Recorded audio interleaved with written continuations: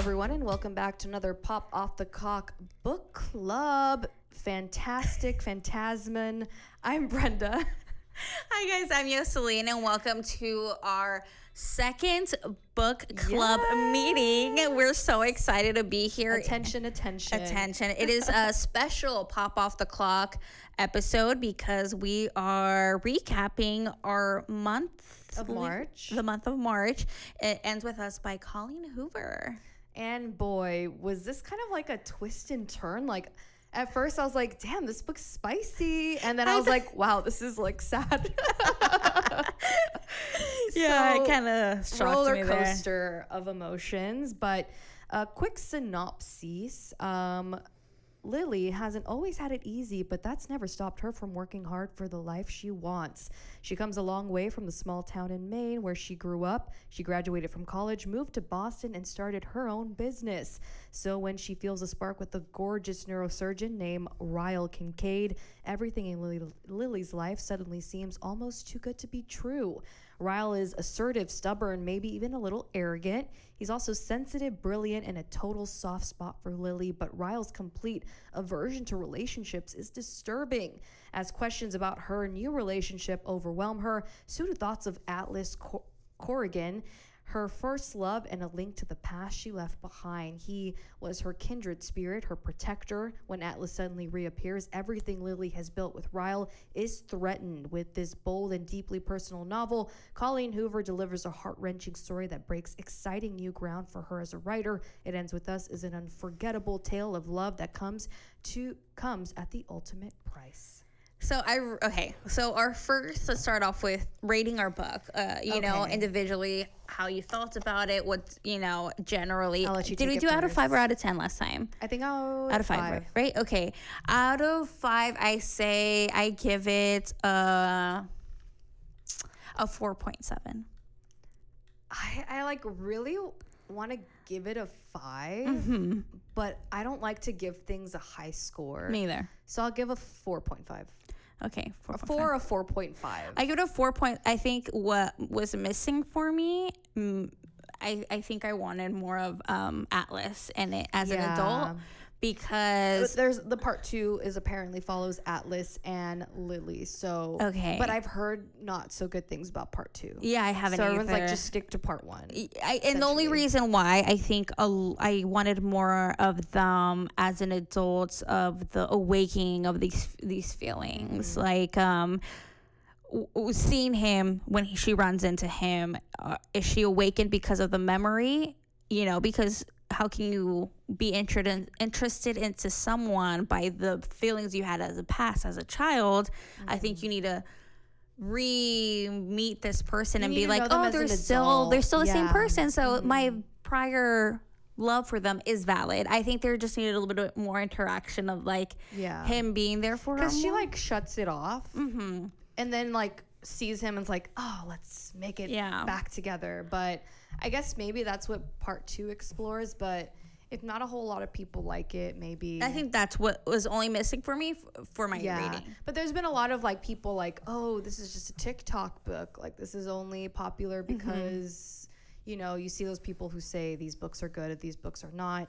But honestly, I did really like this book. I think it was so it kept me. Yeah, it kept me going. We've, just for reference, guys, we're not super at our tip-top shape with this book because we finished it 3 that weeks ago because it was so good. Yeah. I think we both took a week and we were we're done. Such a fast read compared to the Harry book, which took a while. You were on the clock for that one. Yeah, I finished it right before we recorded. This one, I'm when Yost told me where she was at the book, I'm like, oh my God, it gets really good. And then I read it all that night because I was like, man, this is a page turner. A page turner, yeah, I like that. Okay, well, starting off with our discussion, let's start with the title of the book. What do you think the title it means? What did it, did you I mean, we get what it is right at the end. Yeah. But because she wrote this book for her child, right? Yeah, so at the end it says it ends with us. I think I made the connection with the title and the ending. I think I guessed it maybe a couple chapters before it ended. I think when she's pregnant and Ryle is like out of the country, and she has to decide like what the future is. So I'm like, oh, she's not gonna pick him because it ends with us means this cycle ends with us, her and her child. So originally reading like the synopsis and like starting the book off, which we had no clue what this book was about. Like I was like, how is she gonna pick anyone other than Ryle? Like, are you kidding me? And then just like when that first incident, like, just full disclosure, we're going to be talking in depth about the book. So if you haven't read it, like, and you don't want to know what it's about, then don't listen. But we're going to be talking about it. When that happens with the whole, like, you know, she starts laughing after he burns himself. And, like, and he, like, pushes her, like, and she, like, is like, oh, my God, like, what am I supposed to do? Like, what the hell is going on? I was like, oh, shit, this is taking a turn. Like, that, like, this shocked is, like, me. I was... jaw on the ground. I was just like, what? I'm like, oh, I'm sorry. I thought, like, I don't understand English. Like, let me reread that. Like, I'm reading it wrong. Yeah. And the fact that her character there saying, like, that was not an accident. Like, he goes into the oven, pulls something out, burns his hand, and she kind of laughs at it. But him in his head is like, I'm a doctor, I'm a surgeon, like, I need my hands, and pushes her, right? Yeah. And then she wakes up, and she had like some sort of cut or something. She was bleeding. She hit her head and went knocked out. So, and she still was able to realize that it was like, no, that wasn't like I tripped. It was like, this man pushed me. And there was obviously another incident where he pushed her down the stairs, and that was kind of like the final straw, right? Like, and I think at that point, it already had set the scene where you are introduced to her past, and that she grew up in an abusive home. Like, her mom was abused heavily by her father. And originally, when you start the book, it kind of explains who she is. She's from this city in Maine where her father is the mayor.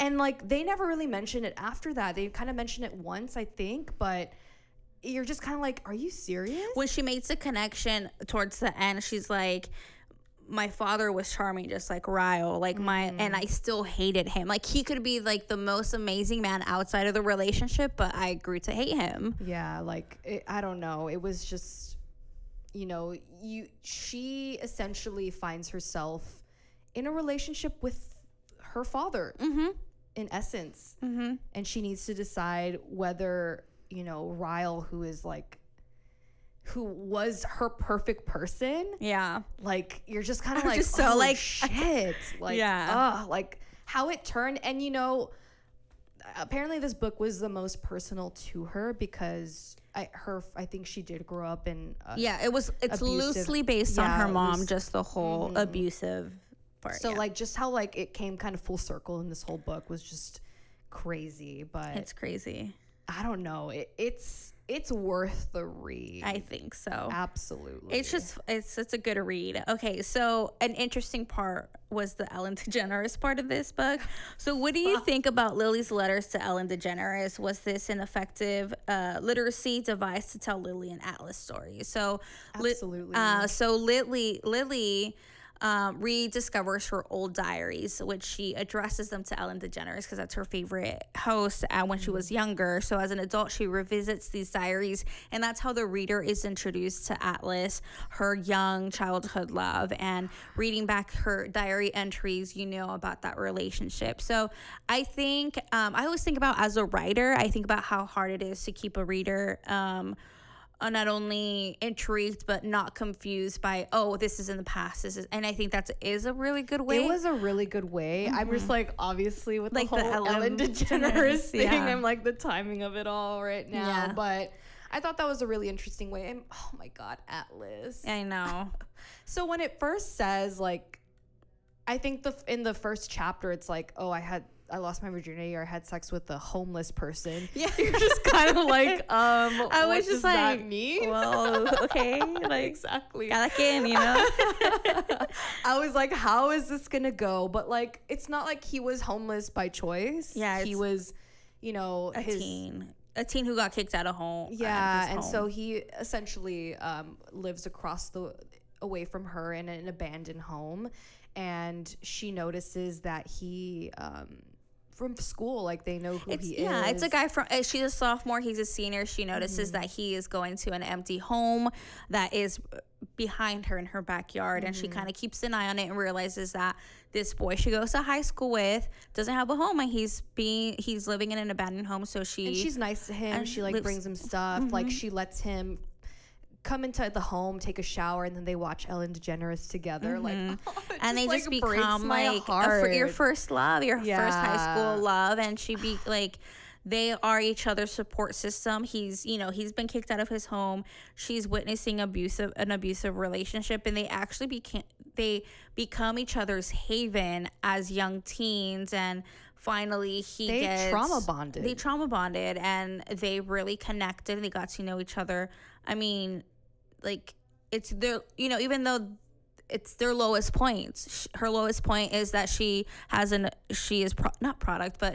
an abusive home. His lowest point is that he has no home, and they accepted each other. And I think they found refuge within each other, which turns into a really strong bond. But eventually, him being a senior, he moves away, goes into the military. He had the choice to move with his uncle to Chicago, and he took it because he was homeless. I mean, like, it's either like kind of smooching off. I was a little scared that he wasn't gonna go. Oh my God, I was scared in that part where, one instance. So it gets kind of cold. It gets cold in Maine, obviously. And he's living homeless in this place that does not have heat. So she lets him sneak into her bedroom every night, which like kind of had me on edge, because I'm like, this dad is gonna beat shit out of him if he sees him. But basically the culmination of the night is that her mom is so badly abused to the point where she's almost raped by her father. Lily tries to defend it. Atlas stops her and is like, no, like, it's gonna make the situation worse. Did the dad beat him? So at the end, when she loses her virginity, he walks into her in the morning, and they're both in bed, and that, like, he almost killed him. Yeah. Remember, with a bat. Wow. Yeah, it's such an intense book now that I think about it. I had like really like separate. Like, honestly, maybe disclaimer if you have like if it's a trigger. It's a very triggering book, and I guess that's why people are kind of judgmental of it. I don't know. I guess because of like not making. I don't know. I forgot what people were upset about when it came to this book. I think it was because I don't know. I really don't know. It's a very touchy topic, and it could trigger people, and they're romanticizing the abuse, but I don't think it did. I think it's realistic, because I think people who are in abusive relationships, they try to romanticize it, like, oh, it's because he or she loves me. And I mean, there is a good ending to it, but I could see why people, it's not always the case, but it was. I like the way that they introduced Atlas and his whole story, and I loved him. I love the fact that he was he had become something. Like, so, when they're together, when they're younger, he like knows how to bake cookies and all this stuff. And, he eventually owns his own restaurant, and that's when she and him run into each other. Which I was like, they were both living in Boston, which is something. Hoping, Boston. I said Chicago, Boston. Yeah, they're in Boston, right? Yeah, Boston. Right. It's Boston. That's right, so. Okay, our next question. What were your initial thoughts about Ryle? Why do you think Colleen Hoover made the deliberate choice to make him so likable in the beginning? Like, you had to. Yeah. He had to be so likable for it to be a hard choice. Yes. So, like, you're like, wow, this man is like too good to be like true. I'm the girl who make him want. And okay, so we all know that this is going to be made into a movie, and so far Justin Baldoni is cast as Ryle, Blake Lively is cast as Lily. I have an issue on this because they're older. Lily is 25 in this, and I think her age has a lot to do with this relationship. Yes, ignorance and still you're no young. experience. Yeah, You're no so young. If probably it's her your second big relationship. if it's your first like adult relationship, your second big relationship, you don't know better what to compare it. Now, if a 35-year-old like If that's your first it's just like not realistic. Not realistic, and her being like, if a 30-something is pregnant, whatever, like, okay, whatever. So, but even though I had, I don't agree with, I wish they were a little younger casted. I found it easy to envision Justin as Ryle. Yes. Where I struggled with Blake Lively. I was because thinking, I made up a whole face in my head. Like, I don't know who it is. I don't either. I do not picture Blake Lively. First off, because the first half of the book is very spicy. Like I said, like they are like, it's very sexual between them. Like their sexual chemistry is very intense. Yeah. So Justin Baldoni, we know he's very clean cut. He can pull off that aesthetic. Right now, he's not very clean cut. And I actually did see that they, I think, are starting the production of everything because he posted a picture of the door where it said, "It ends with us." He's also the director of the movie. So it's going to be interesting to see. But yeah, he has that clean cut vibe. You've seen it on Jane the Virgin. He can pull off a suit. Whereas I've never seen Blake Lively in a very like sexual forward role. And it just kind of makes me feel uncomfortable thinking about her being that, like, being in that position. But it's going to kind of take a different side of her to kind of pull that out. It really is. But yeah, he had to be so likable where even the character, that moment that he pushes her, like, you're shocked because, like... Absolutely. It doesn't seem anything like him. And what is it from his childhood? Oh, we discover that he killed his brother, right? By accident with the gun. Yeah. And he says that in the beginning. So they originally meet on the rooftop of his apartment complex. No, he doesn't tell her on the rooftop.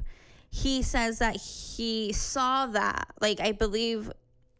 a brother killed a brother. Yeah, he explains. And he's like, I can relate, but I know what he will go through for the rest. Because he is a neurosurgeon, so he had done surgery. But the first time Lily and Ryle meet is up in the deck of an apartment complex that we soon find out is what's his sister's name? Alyssa, which she ends up working with Lily at her flower shop. Is it Alyssa? I don't know. Let me see. It has to be Alyssa. It's been, like I said, it's been a while since we've read this. Oh, I'm seeing a bunch of names that I do not recognize. I think it is Alyssa. I think. Alyssa. Yeah, I think it is Alyssa.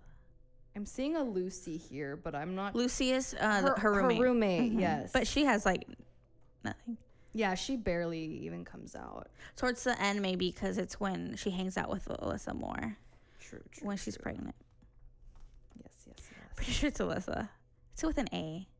It's not Alice. Alyssa. Yeah. Allysa. Alyssa. Alyssa. I'm curious who they're going to cast at hers because she is an important part. She is, which... because she is Ryle's sister, but we don't find that out until... So when they originally meet... They don't actually meet again till later. 6 months she's or so. when she's already made her flower shop. Alyssa was like, "Oh, I want a job with you." She's like a rich girl, so she's like, "I just want a job." Yeah. And then you find out that Ryle is her sister. And it's just Oh, so speaking of the incident, so Ryle suffered from a very traumatic accident when he was a child. Does this event excuse his behavior? Did this make you empathize with him? So when he the second time he hits Lily, that's when the sister gets involved, right? And she's like, you need to tell her. Okay, yeah. They're not talking or something. They're just a big argument, right? Yeah, something and then like that. Alyssa's like, Lily, just hear him out. He has a story. And then we discover that as a young child, he accidentally shot his younger brother or his older brother, and they were kids, and the brother passed away. And this has created some kind of trauma for him. And that is kind of when when he's angry, he blacks out, doesn't know his own strength, doesn't know what is right, what is wrong, can't probably remember parts of what he does. So which is wild. Which is, like, you're a neurosurgeon. Couldn't you have figured out what that was? Yeah, okay, I'm not a professional. I just don't know. I would love for someone to explain how the feeling, the guilt of what the incident, the guilt, how does that turn into anger?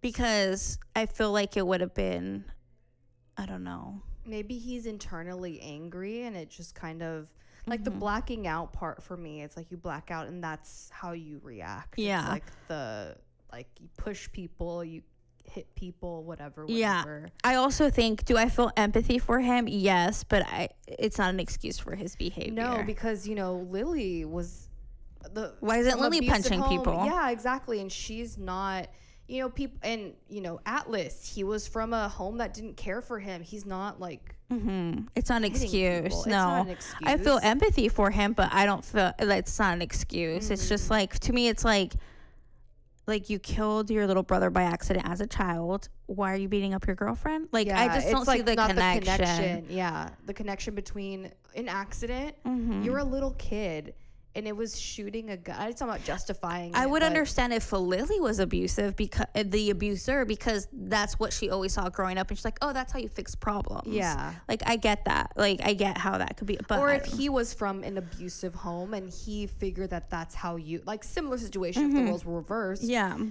it wouldn't make it okay, but it would be a little bit more understandable. But in any case, it wasn't understandable why he lashes out like that, and he lost the girl because of it. Yeah. So. The other one is, Lily says there's no such thing as bad people. We're all just people who sometimes do bad things. Do you agree with her, or why or why not? I agree with it. I agree. I don't think Ryle's a bad person. I think he is a bad person. No, I don't think he's a bad person. I think he's a person who does bad things. However, there's still consequences. Like, don't let those actions define you. Get help. And, if he really did love Lily, why after the first incident didn't you address it? Like, maybe I should go to therapy. Maybe I should do something to figure out what is wrong. He just kind of like brushed it off. Oh my God. When he discovered the diaries, I'm like, oh run, my God. Yes. And the magnet. I forgot about that. Oh my God. The magnet part, dude. And that was when they had already like settled things. They were back together. Like, we're good. Like, we're good. And like, but the I don't know. I was scared for her a lot of the times. And I did cry. Like, I cried in this book because it was just very sad, the things that happened to her and like the relationship. But I'm sorry, what was the question again? The bad people. No, I don't think people are innately bad. I think that people do bad things. And that's how I feel on the matter. So Lily grew up watching her father abuse her mother. How do you think this influenced the future relationships? I feel like it really did teach her, because not a lot of people, they repeat patterns. And she totally could have been someone that fell into the pattern. Yeah, like it would have been so easy to forgive Ryle after finding out she was pregnant. Like, he's working on it. She could have easily been like, oh, now that we have a kid, he's going to change. But no. Wasn't it the final straw was when I don't know if it was that he raped her, basically. Almost did. Almost did. Okay, it was almost. Yeah. Like, that was the situation, like, because she obviously saw what happened with her mother and her father. Yeah. And the fact that it got to that point. It just took her back to, exactly, because I think that was the moment that she really hated her father. Yeah. And so, while she did let things slide, that situation really did teach her, because after that situation happened where she was almost raped by him, that's when she was like, nope, cold turkey. But also, do you think if Atlas wouldn't have been around that she would have stayed with Ryle? I think it would have been harder. Then she doesn't have somebody she can lean on. No, I think so. Or you know what? Maybe my 4.7 reasoning was, oh, I needed more Atlas, was on purpose to give her more credit. Of she made this choice because of her and her baby and her future, not because she had another guy already waiting. True. That could have been it. Yeah. That could have been it. I also got really scared when, after that situation, she calls Atlas. Because, it's just like... So when she runs into Atlas a second time, he gives her number and she keeps it in her phone. Ryle finds that and the magnet, loses his shit. And I was really scared when she did call him for help. A lot, it said that she memorized the number a lot. Like, that says a lot about how your inner workings were actually feeling at that moment. And I think that was very showing of how deep down she always knew it might happen again. Yeah. That's crazy. So another question I do want to bring up is the relationship with Alyssa, and how do you think that dynamic worked during the book, especially since Alyssa was Ryle's sister.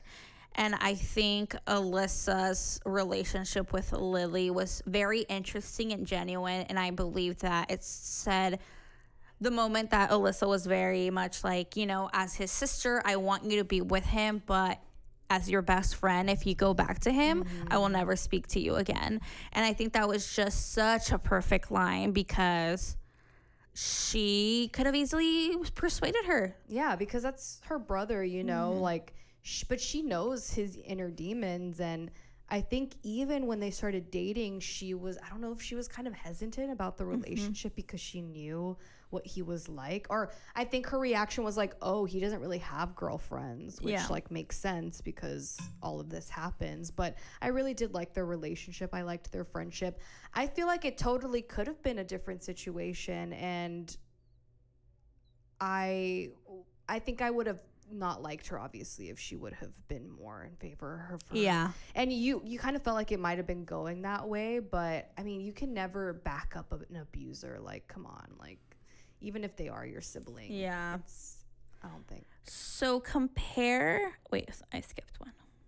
Wow, where is it? Okay. Why do you think Lily helped Atlas as children and then continued to help him after people at school found out? People at school were so mean. I feel like she didn't really have friends, did she? No. Like, she didn't know. It was like she talked to that girl, but after that girl called her, like, she thought she was having sex with a homeless guy. Because when you say it, it sounds like funny. But I think that she just didn't have friends, and she bonded with him, obviously. And even though she probably did have friends, but no one knew what was happening at home. Oh, no, so absolutely not. So it's somebody that knew the inner workings of your life, and therefore you're closer to them because, you want to keep people around that know more about you and what you're going through. And it was kind of hard not to separate. I mean, like, once you're already helping him, and you could tell that she did like him. Like, yeah. So I think their friendship was really interesting. I think that she just needed a friend in that situation and not saw an opportunity, but she could help somebody, and then they bonded. Yeah, you had to. Like, how can you not bond? Like, both of them were going through such horrible things. Like, how can you not lean into each other? But I'm interested to read the second book. I'm just curious if she had a lot of friends. It didn't really seem like she had friends. She probably didn't, because then it becomes like, well, I can't bring him over because if they see something and then he's a mayor. And but even like as an adult, I feel like her core group was Allison, her husband, Ryle, and her, and that was it. Like, Lucy wasn't even really her friend. It was a roommate that she didn't even like to be around. Yeah. Like, I feel like Lily doesn't have a whole lot of friends. Yeah. Well, now comparing her relationship with her mom as a child and then after her father's death. Oh, that's right. I forgot that her mom is very present after. I don't know. I think she had no respect for her mother growing up because of, like, how can you let yourself be an abuse get abused. And then after her, even like when her dad died, and she is the one reading the eulogy, and she says, I have here's some of the great things I want to say about my father. And she like just stood there and didn't say anything. She said, I didn't say anything because I didn't think he was a great person. However, her mom played it off like, oh, you froze because you were like so sad about, like, she's still defending him. Eventually the mother, you know, gets her own home, gets a job, is dating someone, right? Yeah. And I think her going through what she was going with Ryle made she finally her understood her mom and why. I feel like she was very hard on her mom. I could understand as an adult, like post-divorce, not post-divorce, after he died, like kind of just, you know, how she reacted in that eulogy part. I mean, afterwards, she was like, oh, I was so proud of you in that moment, but it didn't seem like that in the situation. And, well, maybe just Lily had this idea of her mom, like, oh, she just always wants to hang out all the time, blah, blah, blah. But she was really tough on her mom, and, you know, at the end of the day, her mom tried as much as she could. I mean, she was in a similar situation with Ryle. She had the strength, I guess, from the prior experience to be like, no, I'm not going to go through it. Where I don't know if her mom had any reference as to. And then her mom also was like, they were dependent on the dad, and she's like, no, I have no dependency on him. It's just interesting. It's a different time. I'm sure back then it was easier for abusers because they're main income breadwinner. Yeah. All this stuff. He was the mayor. Like, how would anybody? And you know how Lily said, my mom would always say, "Don't call the cops because that's gonna make a stir," and all that stuff. Like, would they have believed her? I think so. Like, think about like if we had a mayor, and like, would you believe that? Like, I don't know. It's crazy to believe, but it's just sometimes the people that you least suspect can surprise you. Okay, so just 2 more questions. So compare and contrast Lily's relationship with Atlas and her relationship with Ryle. How did each change her as a person? I'll let you take that a stab at that. Okay, let's compare and contrast these 2 relationships. I think they were both very similar of the beginning. The foundation of it was that you know, her and Ryle met on the top of that patio deck. I don't even know what rooftop. That's what rooftop. And they thought they were just strangers that were never going to see each other. So they were very honest with each other. So they were very blunt and honest and just like, I have nothing to lose. Where I think her and Atlas were the same way, but not like, I have nothing to lose. It was just like, you know my darkest secret. I know your darkest secret. We're honest with each other. So I think a lot of it they both started good on that foundation of honesty and being oneself, because as a child, it was your only option. As an adult, you had nothing to lose. Now, going back to how it then from building on top of that, I think, you know, it does make me wonder, like, we'd have to read the second book, how her and Atlas kind of work it out, because like you don't together. know each other. As adults. Riley, it was love, but it was more of a, I don't even know how to describe it. It's like, is it lust? It's like past love. It's like this infatuation. It's like love that turns bad. Like it's like your cup is overflowed of love that it, like, I don't even know. And it's just so hard to describe, but ultimately, like, I mean, he was abusive towards her. Like, you can't, like, as much as someone loves you, and trust me, like, I even felt myself like, well, what if he changes? Like, I did, like, that is, and I could only, like, I told myself, I'm like, what if I was in that? Which was so smart to build a character that you want to root for, but you know you shouldn't be rooting for. Because it really puts you in her place. Yes. Because it's just, what the heck? So how did it change her as a person? I really like the way she laid the foundation for these 2 characters, because you're rooting for both of them, and you don't know, like, I know when she first sees Atlas at the restaurant, you've already read all these letters and stuff like that, so you kind of like are rooting, like you're Like, kind of that's like pure love. That's pure love. And like I think you still hadn't had that situation with Ryle, so you're like, man, like he's great too, like who am I don't know who I'm rooting for, like I really don't know. So she did a great job of kind of like building up these characters to like let Ryle fall. Like it was kind of like it's a big one. How did she change her as a person? I think that they both made her grow up in their own way. You know, as much as a teenager could be a grown up in that state, I think he was there to guide her. It's so interesting. You know, I just like looking back with these situations where we are going to see the situations where she is hit by Ryle, right? In the movie, I'm interested to see how it plays out, whether it's showing it or the aftermath of her bruising. Because I don't know about you, but reading it, I had a hard time picturing it because I didn't want to picture. It's like, oh, she slit her head, must be a little cut. But for all I know, Colleen Hoover was like, no, it's a big gash, or he punched her when she was trying to hide it, right? With like the one that that's right, at work. Yeah, I think. Where Alyssa I think saw it, right? Yeah. Like, how bad is it? Because in my head, it's like, oh, it's a little bruise. And I think it's not because I was trying to downplay what he did. I think it was like, I don't want to see it. Like, I don't even want to picture it as a reader. So I'm interested to see how it's going to be in the movie. How would you want to see it? Like, would you want to see the honest, like would you want to see the movie like, look, this is what abuse is? Or do you want to see a movie that kind of glosses over it? Like, you know what happened in the room, but the door's closed. Yeah. Like that kind of thing. Or like you see in like shadow. See, I know what you mean. Like when someone shoots them, but you know they did it, but you don't see them. Yeah.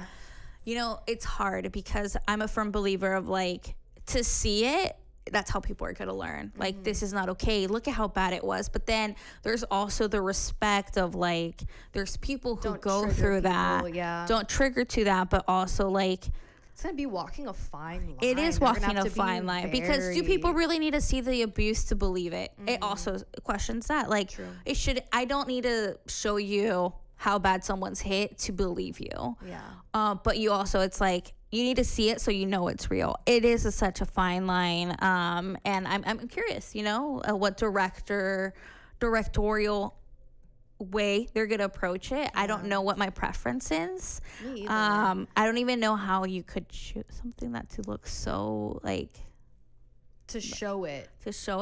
I feel like the pushing down the stairs and the pushing for the first time, I think that'll be easy to depict. I think the rape part might be a little too intense, especially the mom. Maybe rated R. It can't be a PG-13. See, if it's PG-13, then I don't think they're gonna show. If it's rated R, it means that they are gonna be very visual with the scenes. That's how we'll probably know. So how about you? How do you think their relationships, her and Atlas and her and Ryle, how do you compare and contrast them, and how do you think they changed her? I think obviously it's puppy love, pure love for her first relationship with Atlas, and it's somebody that she knows as being the only person I feel like she could lean on. It's, I think, comforting when she sees him again, because it's like going back home, basically. Whereas with Ryle, it was, I guess, more of an adult love, very different from your first love. You know, in anybody's life, your first love and your adult love are completely polar opposite situations. I don't know. Do you think okay. Do you think that her relationship with Ryle would have ended differently if she didn't have Atlas? Because you have to think about it. Her experience with Atlas is like, men can be so nurturing and caring and be there for you. He created a great image of what a good partner could be. So if she had an experience at a young age, I think her and Ryle probably would have taken longer to end because she didn't know. It probably would have. I mean, she still has the trauma of certain situations that were very triggering and upsetting, that she, you know, like the similar situation where she was almost raped. Like, I think that in any point, I think that would have been the breaking point for her, because like we said, like she judged her mom hardcore, and it's like, you're in a similar situation now. Are you going to walk down that same path, or are you going to put a stop to it? Yeah. Were you shocked when we found out she's pregnant? I wasn't. I feel like there was going to be something that really like questioned everything. Did you ever think just like, because it would have been easy, like, oh, I'm not going to be with Raul anymore. There you go. But the baby is the one thing that kind of puts... We're stuck together. Yeah. You're stuck with him for the rest of your life. Now, basically. do you want to be stuck with him as a partner or just co-parent? And that's kind of the thing. So last question. Did you find yourself judging Lily's decisions at any point in the book? I think, well, obviously the point where like she already got pushed twice, she got hit, like when are you gonna leave him? But like the thing is, she built up Ryle so much, like it's like I would date Ryle without without the abuse. Like if my friends or a friend went up to you like, hey, I have this guy, he's this and like it's a doctor, but like you just should have known that there was something up with this guy. Yeah, like how it is was this guy still too on the good market? to be too good to be true. However, sometimes you like, even though someone's imperfect, you love them so much that even their flaws are like, it's so great package too. I just thought it was like, really, like for me judging her, I think I judged her when she judged her mom. When I was very, I mean, I get it, she was a child, but it was just kind of like, dude, the reason she's still there, it's because of you. Like you're, you know, but aside from that, was there anything I judged her I kind of on? judged her at the end when she told Atlas, like, I can't I can't do anything with you. We just need to part ways. Like, I need you to live your life. I'll live my life. I was like, what are you doing? No, I respected that. I feel like sorry. I respected that. I respected that because again, you don't want to like you don't want it to from like hop. Yeah, you don't want that. Hop. You want to leave a relationship and succeed on your own merit and never also be like, well, I'm only kicked out of it because of him, because then if it doesn't work out with him, then what am I going to do? Yeah. So I like that. I do like that they ended up running to each other, and then he was kind of like, but like, okay, I'm going to take a break. I need some time, but I'll call you. I'll call you later. But so I did hear, I don't know if I just saw it somewhere. I don't know how true this is, but that Shane West might be Atlas. The guy from A Walk to Remember. Which one? Oh, no. I don't know if it's true or not. I don't know why, but I also kind of see Justin Baldoni as Atlas. Right? Justin Baldoni with his long hair. Yeah, because he, at this point, he is in his 40s. He has... I mean, I get it that Atlas is older than obviously Ryle and Lily. Oh he's yeah, a senior, but like 4 years. But like 3 years. He is noticeably older. He needs to be 30. She needs to be 25. Let me just double check this. Oh no, he wants to star and It Ends With Us. Keep dreaming. I'm just kidding. Yeah. So okay. So speaking of this, who would now like wrapping up? Who would be your perfect cast? So I know a lot of people said like Sadie Sink, cause Lily is redhead. She's a redhead. So I actually had trouble picturing her as a redhead. Blake Lively? Like the character. Oh right, me too. I was kind of picturing like blonde. Really? I thought brunette. Brunette, really? Yeah. I was picturing like blonde. That's so okay. So he's showing interest, so it isn't Shane West. Man, they better get a good Atlas. Yeah. They better get. I can't think of who. I know a lot of people are saying, oh, what's that guy's name? Oof. So it kind of throws me off because now to pick an Atlas, has to be in the Justin 30s, and the Blake. Yeah. Who would be a good? Oh, I know. Oh wait, I think he might be too young. The guy from All Too Well music video. Okay, I was gonna say the same thing. Dylan O'Brien. Dylan O'Brien. A lot of people were saying Atlas for him. Maybe casting him as, but it's because he can't be the young Atlas because that's high school Atlas, and I don't think he would want to be a high schooler. No, he's too old to be a high school. Like if it kept in line with like obviously the ages that were appropriate, he could totally play Atlas. We know he has the acting chops after that little viral quarantine video of him doing this Social Network scene. And he did all too well. I think. Yeah, how about Josh Hutcherson from the Hunger Games? Oh man. Oh, Josh Hutcherson? Nah. I'm glad that I rewatched the Hunger Games and not a very good actor. Really? Also, Jennifer Lawrence, I kind of question her acting now too. Sometimes. Let me put It Ends With Us. Let me see what the fans have. Yeah. Oh, okay. As you do that, let me explain this. So another cool thing about this book is that it is being turned into a movie, as we mentioned. So the rights of the book were taken on by Justin Baldoni, and Baldoni, he is going to be directing it, which we all knew. So during his process of directing it, he kind of came out saying like, hey, I'm the director. We're working now turning into the book into a movie script. So they did a very interesting thing. They actually had a lot of focus groups with fans who have read the movie script because he said he wanted it to be as pleasing to fans. So they flew out like a group of good 10 people to read the script and to give their feedback about like, you know, it's this part is okay to change. And yeah, he put it on social media. I do like that. He's very active on social media. Who's that? The guy from White Lotus, the husband. The season 2, White Lotus season 2. No, he's not good. Oh, actually, for Atlas, Theo James, the one that came out in Divergent. Oh wait, he would have been a good Ryle, right? Yeah, he would have been. Him and Justin look like it. They should just have Justin Baldoni, him, like you can swap out. It should have been him as Ryle. Yeah, like look at him. Yeah, and then that girl. The other girl, the redhead above him, she's on that Netflix show. So there's like a quiz, a BuzzFeed quiz. Zoe Deutsch. Oh, I could see that. I like her. As a Lily Bloom. Someone put Zendaya when the time that she had red hair. Oh. Sophie Turner. Is that Bella Thorne? No. Oh, okay. Abigail Cohen is the person you were talking okay. about. And then some other names I don't recognize. Who else is in this quiz? Oh, so for Ryle Kincaid, Liam Hemsworth, Jacob Elordi, Theo James, Henry Golding, Anthony Mackie, and Charles Melton. Jacob would have been. I think Jacob has kind of a baby face though, even though he's so tall and big. But I think Theo James.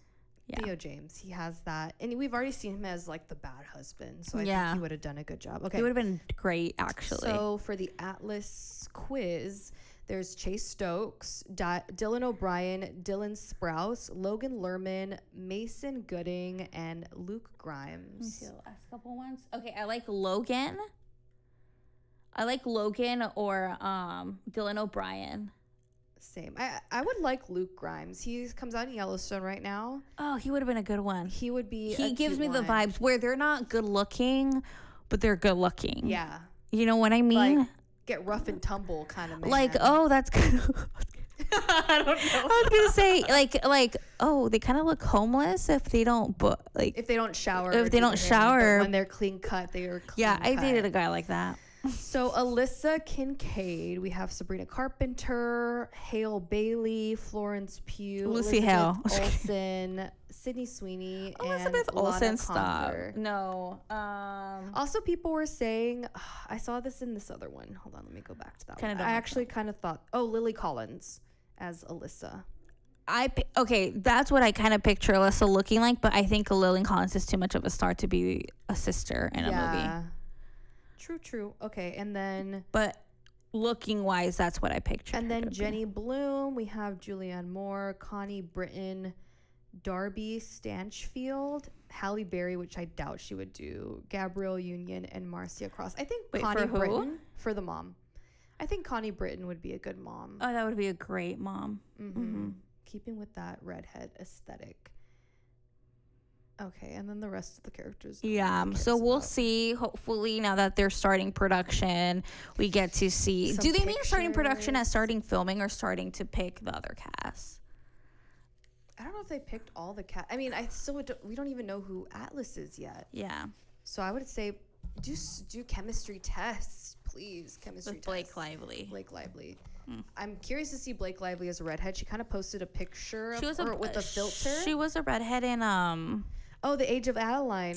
No, the one where she met Ryan Reynolds. Green yeah, Lantern. yeah, that's true. Okay, yeah, she's cute as a redhead. I just don't picture. I feel like Lily was like more of a soft, beautiful, where maybe not noticeable at first, and then like, wow, that's girl's gorgeous. Where Blake Lively's fucking gorgeous. So Blake it's like, Lively's gorgeous. Also, yeah, so we'll see. I would like Sadie Sink to be the younger yeah, I could version. see that. I could see that. And maybe we'll have, I don't know, we'll figure it out. Justin will We'll figure it out. hear it. But yes, that is our review of It Ends With Us. And Yost, we kind of decided our next book. So we should just tell them what it is for April. So we have for April, it's going to be the 7 Husbands of Evelyn Hugo. And they're again, making a movie. they are. So that's kind of why it's, it's a TikTok book as well. But, our pop culture connection is that they are making it a movie and we kind of want to read it and have it ready to go by the time. Because we're hearing maybe names being thrown out like Selena Gomez, some pretty big names. So I really want to see what this book is about. So now that we read this, I feel comfortable throwing names out and who I could see portraying the characters because I read the book. Same with Evelyn Hugo. I want to be able to be like, I read it. I don't agree with this casting or I do agree with this casting. And I was surprised that I was kind of, prior to reading this book, I was like, oh yeah, Blake Lively, how awesome that she's going to be in that movie. But like, obviously when you're reading it, you're like, oh, I don't know. But yeah, so that's, that's our recap.